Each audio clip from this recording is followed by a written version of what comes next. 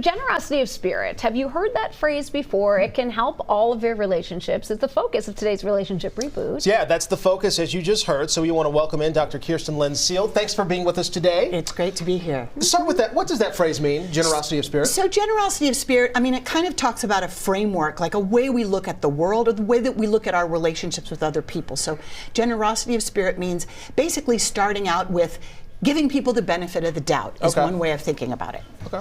So giving people grace, essentially? Giving people like grace. Putting yourself in their situation? Well, it could be putting yourself in their situation, but really what I'm talking about is that moment where we start out to, what is the first sort of thought we have about any given interaction. First reaction. First reaction. Yeah. Exactly, exactly.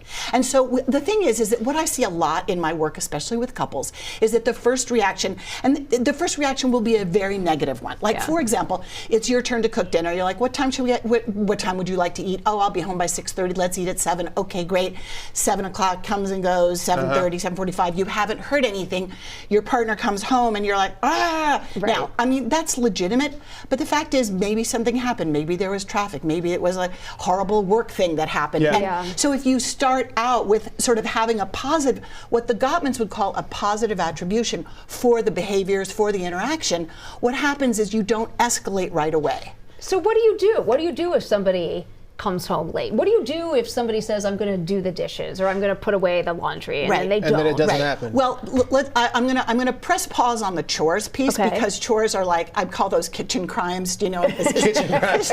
This is something that comes up over and over again. But I'm talking about like an interaction like that. So for example, what I would recommend when your partner comes home late is just to say, I'm so glad you're home. I was worried about you, because that's probably also going on as well. Right, So instead of the accusatory tone, it softens the tone, and it actually establishes, I'm not mad, I was genuinely concerned. I was genuinely concerned about where you were. And then maybe there's this bit of irritation because here's this dinner that I had made, et cetera, et cetera. The interesting thing too is that, so this really helps in our close relationships, but it can also really help in our interactions with strangers. Like, for example, seeing like a person, like the person bagging your groceries with a really grumpy face.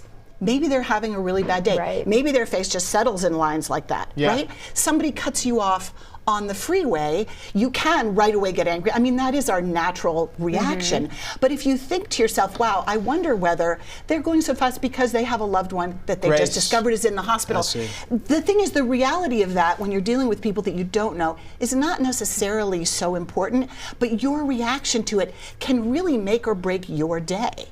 Right? So this is a matter of really sort of saying, I'm going to try to look at the world with a generous spirit, because that makes my life calmer and more serene. But doesn't this speak to emotional intelligence and being able to speak to someone else, like having a different perspective and just thinking from where else someone else is coming from? That's exactly right. So we're talking about empathy here, right? Like imagining yourself in the shoes of someone else. But again, the other word that comes up is compassion, right? So when we have compassion for others, having compassion for ourselves, that actually, those two ideas are really closely linked. And so having compassion for ourselves when we make mistakes is also another way where we can sort of live lives that go better. Kirsten, can we go back to the chores, though? I know.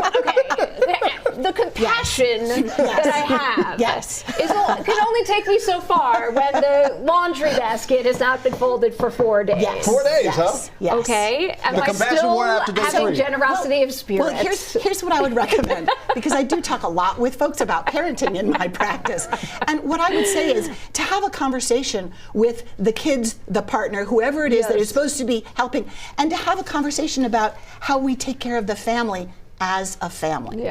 Right? So like so in a way it does require a generous spirit to sort of come at it from that way. But I mean, what I will say, there's really interesting research on, for example, on grounding kids. The grounding actually really doesn't work. So I mean, obviously you want some consequences, but like for teenagers, for example, letting them have the natural consequences of what they've done. Like if they don't get out of bed, then they miss their ride to school, then they're late, then they have to have detention. If you're constantly like, get out of bed, not only is that creating a lot of conflict, but also they're leaning on you to take the consequences, right? Instead of saying, you know what, if you don't get out of bed, I'm afraid you're probably going to be in detention for the next, 4 years of your life. Grace only goes so far. Exactly. Only goes so far. Exactly. Oh, it's always great to talk with you. Thank you.